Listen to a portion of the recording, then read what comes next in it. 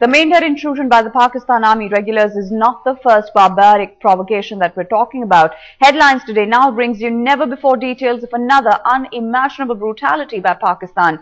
These details were never revealed by the army. On the 1st of August in 2011, a Pakistan border action team infiltrated the LOC in North Kashmir's Kupwara sector, manned at the time by 19 Rajput.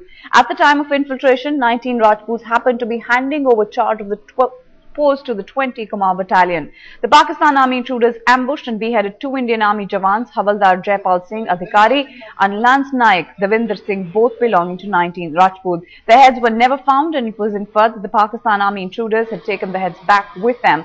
Their mortal remains were sent to the Uttarakhand native villages in sealed caskets as they were in a badly mutilated condition.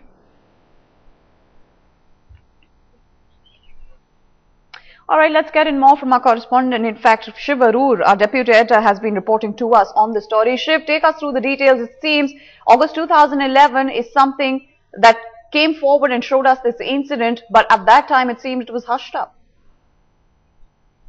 That's absolutely correct, Nida. This incident that we're, bringing out the first details of for the first time here on Headlines today is only proof that what happened on January 8th this year in the Mendhar sector of the line of control was not a one-off incident. It wasn't a freak incident. This happens to be standard operating procedure for the border action teams of the Pakistan Army. Beheading enemy jawans, Indian jawans, happens to be something that they're obviously ordered to do. Whether it is orders from the higher-ups in the Pakistan Army or whether it is in tandem with people like Hafiz Mohammad Saeed and the terrorists, that they conduct these operations with. Clearly, mutilation of, Indian jawans, beheading them, taking their heads back over the line of control happens to be standard operating procedure. In August 2011, the 19 Rajput battalion was actually handing over charge to 20 Kumaon when an almost identical operation actually happened, where there was a border action team of Pakistan Army soldiers from the Special Services Group, which actually transgressed the line of control, ambushed a unit of the 19 Rajput, killed those 2 jawans who you just named, and then beheaded them. Their heads were never found. At that point of time, I can tell you, I remember hearing about the incident, but there was a big cover-up at that time. The incident was hushed up because there were concerns about the effect it could possibly have on morale of troops as well. But considering that the January 8th this year, the incident that happened this year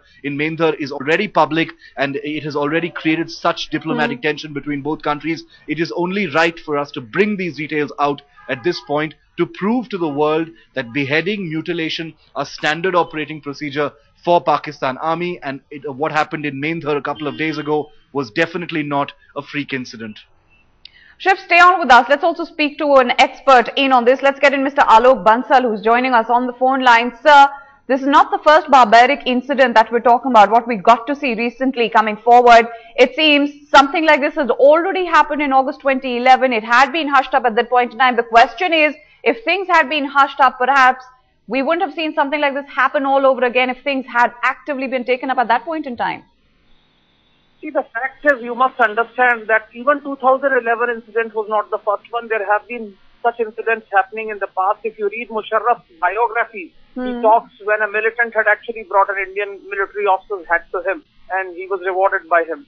So this has actually got into the psyche of the Pakistani society today. If you see the internal conflicts in Pakistan also, the mutilation of bodies and beheading of bodies has become a norm actually. TTP routinely beheads this. And this sort of a thing has been going on, and I think for various reasons, I think for maintaining the morale of the troops, I think the authorities have not been publicizing it too much. Just stay on with us. Let's also get in mail today is Dr. Manoj Joshi, who's also on the phone line with us. Dr. Joshi, how do you read into what we're sharing with our viewers right now, an incident of August 2011? How should we actually read into these developments, something that was hushed up, not actively taken up by India? Even now, it's not as if India is stepping up and putting this challenge in the face of Pakistan, taking up at the level perhaps that it really needs to. You know, I think this, you are also ignoring the second part of what you said, which is that we launched a retaliatory raid in Pakistan. And what do you think we did? Meaning, these kind of things, we also probably beheaded some of their people. So I think you must be very clear on this, that this is a battleground. In a battleground, beheading is not a very strange thing in a in a war zone. And what do you think Gurkhas do with their kukris? Meaning, they don't sharpen pencils with them. The kukri is meant to be a chopping instrument, and we have also launched such raids in the past. What I'm surprised at is why so much is being made of it when such things have been happening right from the beginning. From the mid-90s, there have been raids on either sides of the border. We have raided their side. We have chopped off their heads. They have come on our side and done this out here. So I think we must not, this is the brutality of war. What do you think happened with bayonets, with kukris, etc.? Okay, fair enough. Let me bring Shiv in on that. Shiv, Dr. Joshi, you've just heard him, the opinion he's coming out and voicing to us. You know what? Two wrongs actually making a right. Is that how this situation is supposed to be dealt with? Indians coming up with brutality, Pakistan retaliating, and vice versa?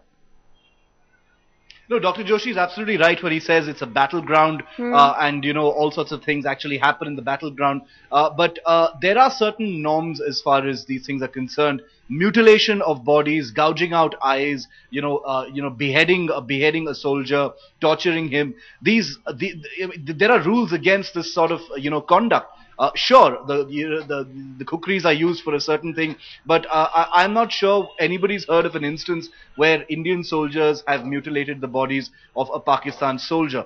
At least I haven't heard any stories. Dr. Joshi is also absolutely right, and I completely agree with him when he says that the second part of the August 2011 incident is as important as what the Pakistan army actually did, because in response to what happened on the 1st of August when the two Indian jawans of the 19th Rajput battalion were beheaded and their mutilated bodies were found, just about 8 days later, the Indian Army, a special forces unit is understood to have actually mounted a retaliatory strike. Now we can't recall, we can't tell for sure if this was a cross-border raid or if it was just a retaliatory strike from the Indian side. But heavy damage was reported on the Pakistani side after that particular raid. It was a blistering retaliatory strike by India's own special forces, and there are understood to have been quite a few Pakistan army casualties as well. There is no doubt about the fact that this is a battleground, and things always get very ugly. Obviously. Death, blood, gore. These are normal parts of the narrative and the language people speak. Along the line of control. But beheading, mutilation, nothing accounts for those. Well, Chivaru reporting to us from Ground Zero. Let's also get in a word from Major General Thapliyal, who's now on the phone line with us. General, how are you responding to what we're seeing coming forward? Unimaginable brutality by Pakistan. But like Dr. Manoj Joshi was pointing out, this is part and parcel of a war-like situation. What's your assessment of what you're seeing happening, the kind of developments that are now coming forward? See, war-like situation is all right on the LC. All these incidents keep happening. But the beheading part and the mutilation part, that is what is not acceptable from a professional army. Pakistani army always claims to be professional. Then why are they indulging in all this? The other viewpoint is that, Pakistanis have made these task-oriented teams, which comprise of the regular army soldiers, plus the SSG commandos, plus these militants. They're also co-opted into this. So, if you recall, when this story broke out, first reaction from Pakistani was that perhaps irregulars may have done it. Well, they may well have done it because they are part of the action team, And this keeps happening. I remember in 1998, there was a battalion 19 Maratha, where not one but 7 chaps were beheaded and the heads were taken away by the Pakistanis.